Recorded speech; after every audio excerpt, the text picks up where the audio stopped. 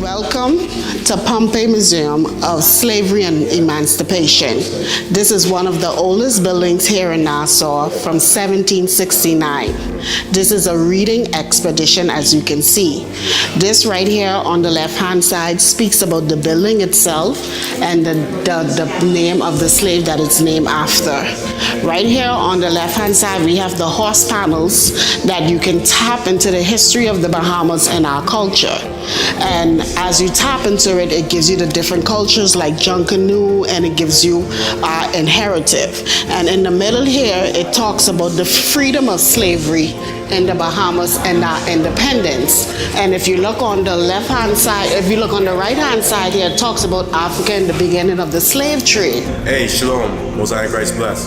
We showing our people that revolting against the so-called white man, the oppressor, has always been inside the children of Benjamin. Not just in Jamaica, here in the Bahamas and the other islands as well. We did not get handed our freedom. We fought for that thing, alright? Don't be deceived. It's called modern day slavery in the world. Watch this. Don't listen to no dumb Christians tell you slavery is done away with. We can hold hands and sing Kumbaya and all that's nonsense. Slavery is still very real. They might have Arabic boy or some people from other nations, but you have to understand this is primarily our people who make up slaves in all India, China, Pakistan. You'll find that our people are still to this day, look at the little black boy. You find that our people still today make up slaves in these countries and nobody is talking about it, alright? Keep this in mind. They said an estimated 10 to 15 million Africans crossed the Atlantic Ocean in the holds of some 36,000 slave ships across what has become known as the Middle Passage. What I want you to understand is this number right here is a lowball estimate. This is very conservative. You have to figure most of our islands over here, y'all, who watching in Babylon or Europe, that's more than we have people on most of our islands. They had entire small islands worth of ships carrying thousands, hundreds, tens of thousands of our people back and forth across the Middle Passage. I want y'all to see this right quick. First of all, look at this picture. Look at this picture. They treated us like a dog, like animals, scrubbing us, holding our head. We had no power to do anything about any of this. But I want to read for you what this says right here. The Negroes are packed below in as dense a mass as is possible for human beings to be crowded. The space allotted them being in general about 4 feet high between decks, there of course can be but little ventilation given. These unfortunate creatures are obliged to tend to the calls of nature in this place, tubs being provided for the purpose. And here they pass their days, their nights, amidst the most horridly offensive odors of which the mind can conceive. And this under the scorching heat of the tropical sun, without room enough for sleep, with scarcely the space to die in, with daily allowance of food and water, barely sufficient to keep them alive. But in Ghana, for example, you have Elmina Castle. Elmina Castle is the first slave castle built by Europeans in in Africa. First one. Oldest one, first one, longest surviving one, longest functioning one. You know the survival, not the death, the survival percentage in that fort was 30%, bro. 7 out of every 10 people died. Damn, 2/3. You see what they saying, bro? And that's just one place in this one, you understand? So we have to understand, first of all, this is impossible to quantify in terms of the numbers that we lost and in terms of what is owed. Seasoning of the slave. The practice of seasoning the slave was the indoctrination process for new Africans. So I want you to understand, when you read the Willie Lynch letter, they use things like our skin color, religion, male and female dynamics, and they flipped it. They indoctrinated us with lies that go against the Bible, that take us out of our natural order so that they could best use us. You understand? So this was the first thing they did, was season us, was get us to come away from the Bible. I didn't even know they had a term for it, but I learned something new today, all right? We look on, when we have about our history, you find that a lot of us used to get whipped near the death with that 39 lashes. Right. Well, I don't know where the number came from precisely. 40 is a nice round number. Right. It may have been biblical, but it probably more likely came from, because they used to use the Bible to justify a lot of things. Right.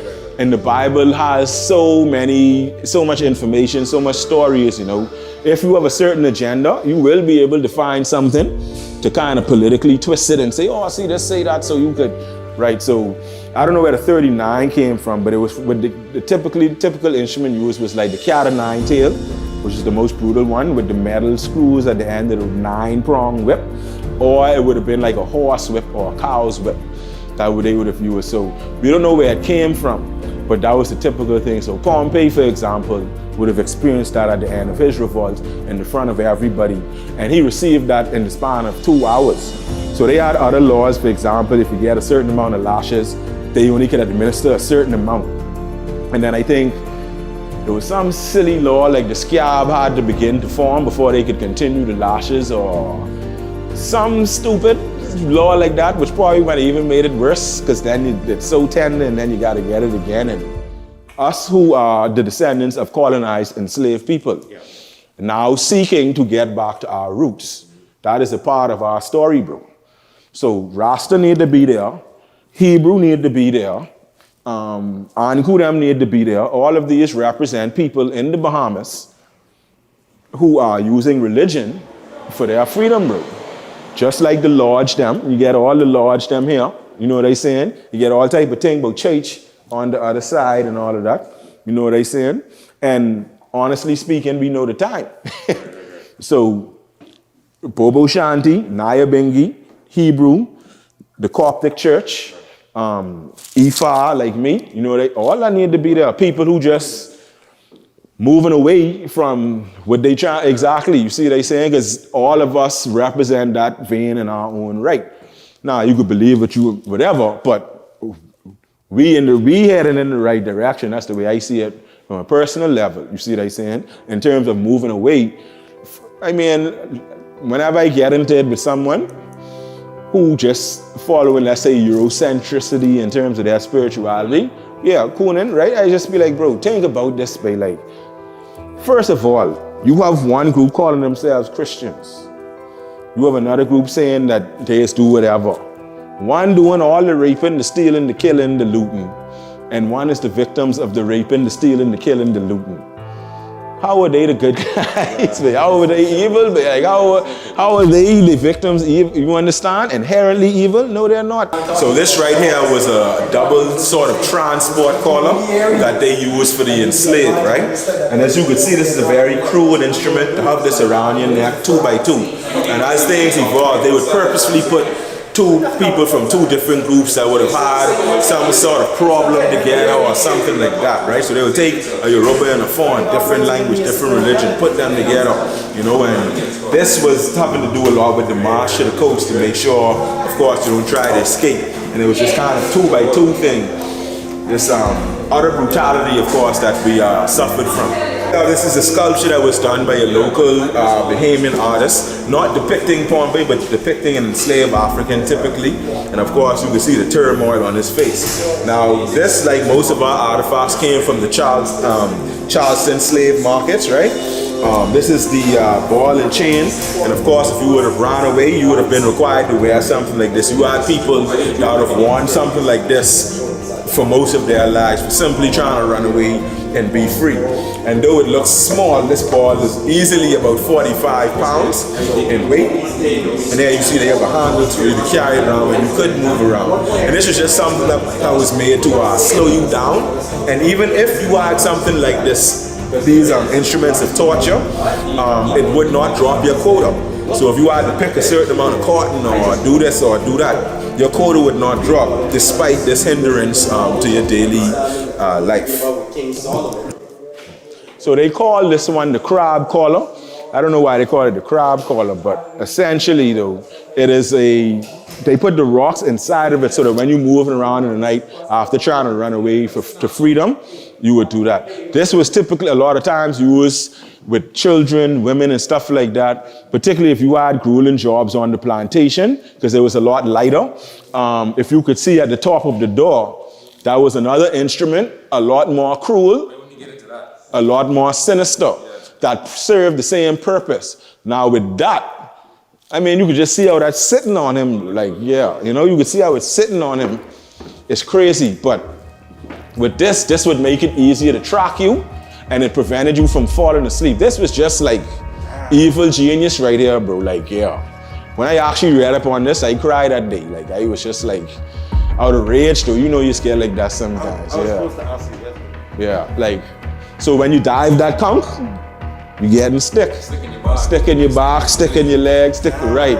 You dive that conch. When you're running, you're trying to run away, you get this big thing around you, so you only get, and then even if you do maneuver through, you slicing up trees, cutting leaves, they can track you like nothing, making all kind of noise. Right, you know what I mean? So out of all the exhibits or artifacts you have here, what do you think is the most gut-wrenching? Look at and just think about probably, boy, I'll say probably the brand. You go right down there, the brand.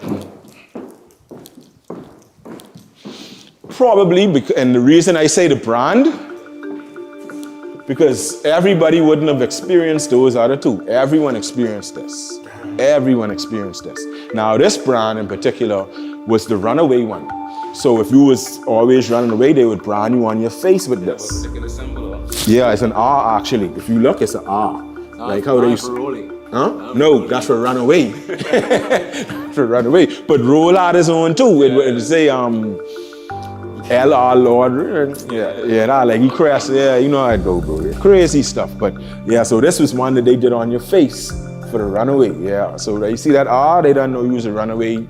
Pretty much me and your life can be hell after that, because essentially you won't gonna be in no comfortable situation. They can always have you right. This can cost you get that if anything. You know what I mean?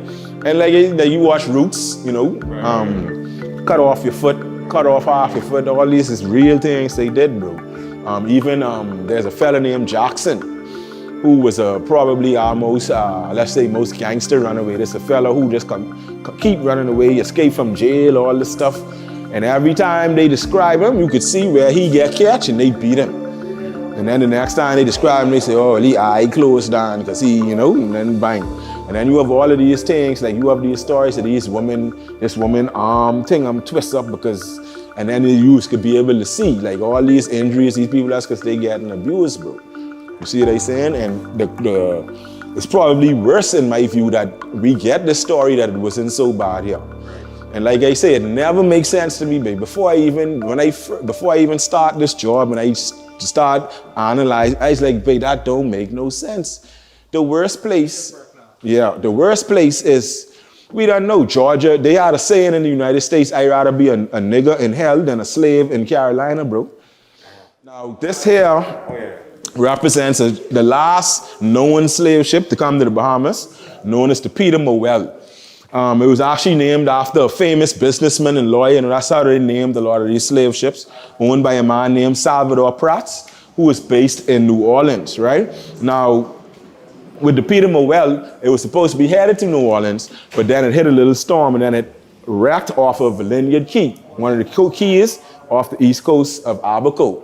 Right now, what happened was this, in this story, as a matter of fact, this is, even though the researchers themselves, like Dr. Pateman, did a fantastic job in properly contextualizing it, it has still been used as this kind of portrayal of the British and these citizens in the Bahamas who just wanted to free every slave, and that was not the case. However, in this case, you had Ridley Pinder and William Sweeting, who were the main wreckers, even though they didn't do none of the work. People like us did the work, they just owned the ships, right? And they were offered a bribe of about 40,000 pounds at that time to help them fix the ship and keep it moving. And they, quote unquote, did not accept the bribe. Now, these men are often people attempt to tout them as these and use them as evidence of these white elitist people who was anti-slavery in the Bahamas. But what they don't tell you is William Russell and these men in between them, they owned over 200 slaves. So maybe at that time they felt like that, but these men was some of the largest slave owners in the Bahamas. You understand? So obviously they were not so anti-slavery, pro-black and all of these things that they try to portray them. And so what the narrative that I trying to put on it now is it's us who need to be getting the credit for these things. It's us who ended up accepting them in our communities and things. And now they fully absorb. You don't know that we no longer know the difference between a liberated African. You might be from Fox Hill, but you can't say because we so, and it's acceptance, but we one community now. Here, you see what they saying? But that's what this ship represents. And the people from this ship built St. Paul's Bethel Baptist Church, 1858, right there on Burnett Road, still standing today. So a lot of those native Baptist church was built by liberated Africans, especially Congos, whereas the Yorubas were more so Methodists. But that's because with the Yoruba religion, it was an easier transition. You see what I'm saying? Because they saw these saints, and they put the saints with the rishas, and they, okay, well, that's so-and-so, and that's so-and-so. Whereas with the Congos, their religion, from Palo Mayombe, was not similar to Christianity in less ways, but, Baptist church is more expressive. You see what I'm saying? And like it ain't as stringent, and you can express yourself, and that's how the Congo religion was. You express yourself and you catch one little thing and you could dance and right. They kind of brought Christianity with their own. And then it almost became this like beef between Yorubas and Congos, bro. You see what I'm saying? And it almost still exists because it's like, now it's completely religious, because now it's like, I grew up in like a highfalutin Anglican church, bro. In Lightfoot Key, I could tell you. And the attitude between them and the Methodists is be like, them jumbo church, them poor, jumbo church, them 4-hour service, And then the jumbo church, them flicking highfalutin people. And even though I agree with them a little more, but that's for another day. Because at least you're all trying to, you know what I said? Keep it little, little, you ain't conforming 100%, because the Baptist churches actually, the black ones at least, separated. And that's an important fact too. And then were reappropriated later on, I don't know if y'all know, but the Bahamas is a very unique tropical area in the Caribbean. Because, and most times you see it's normally cast up the islands as Benjamin. But we actually have a dense concentration of Benjamin, Levi, Judah as well, and also Reuben. The Seminoles ended up migrating to particularly Andros and Red Bays there during slavery, and you'll find that many of them created families here. They started migrating to other islands from Andros. So many of the population over here is not just Benjamin, but also Reuben. So as we know from Genesis 49, Reuben, of course, was the last tribe to really finally fall to the oppressor. And it's just so interesting how they and Benjamin collaborated together, and they fought tooth and nail against the oppressor. When you read here, you see that they were killing whites, especially during the Maroon Wars of 1730 and the early 1800s. You find that them and Benjamin were binding together to rebel. So Benjamin was along with Reuben as well when it came to not wanting to submit to the oppressor's will. So one of the things the Bahamas was infamous for was their horrible treatment of enslaved women, particularly throughout the 1820s. You have the story of what I personally call a Saint Kate. They call her Poor Black Kate. But it was a 16-year-old girl in Crooked Island in 1826 who was essentially brutally murdered. Ben Moss was an old man who had worked all his life and also brutally murdered in Crooked Island again. You have many of these different incidences, but for women, it would have been particularly brutal at times. They had every fear that the enslaved man would have. But then you add on top of that the sphere of sexual violence, rape, and things of that nature, right? And so these are just a few examples. You have Mary Prince, for example, who was enslaved in the Bahamas, wrote an autobiography on her life, made the presentation to Parliament in England, and caused them to begin to think about emancipating the enslaved, even though that's a stretch to say emancipating, of course, but yeah, you know. And then, of course, right here, routine in the Caribbean, I could say routine in the Bahamas, you know, and it's just one of the few just cruel things, you know, and they would think of all sorts of cruel, sadistic ways. Like again here, they'll put like the hot kettle on top, you gotta stand on one leg, but then when you move and the hot water fall, like all sorts of just, yeah, you know, like things that you would like sadism on another level. There's never been a more sadistic period in human history, I don't think, than that period of contact for hundreds of years between Europeans and Africans, you know. Now, and this guy here is another famous image. This is a guy named Gordon, right? So Gordon was enslaved, I believe it was Georgia, might have been Virginia, but it was in the South, right? And during the American Civil War, you know, he would, obviously you could see the type of life that he would have had, very embittered towards his enslavers. He escaped the slave plantation, made it to the north, joined the Union Army, and began to fight for the Union Army, ferociously killing the Southerners. And now, of course, one of the myths is that the Union Army was so accepting of blacks and they were so, that's not true. But even when they saw his back, you know, that even these hardened soldiers and all them, they was really taken aback by it. Some of them was moved to tears.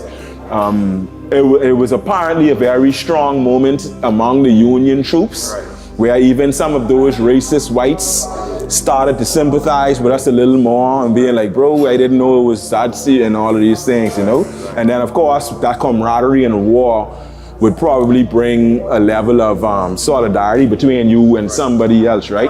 But at the end of the day, this image is this guy named Gordon, who should definitely be viewed as a great warrior and hero in our history in the Western Hemisphere, you know, one who pretty much turned it around and fight against his enemies and all of these things, right? Yeah. Stay tuned for part 2 of the Hebrews Journal exploration of the Pompey Museum, only available on the Hebrews Journal YouTube channel on IUIC TV. Shalom.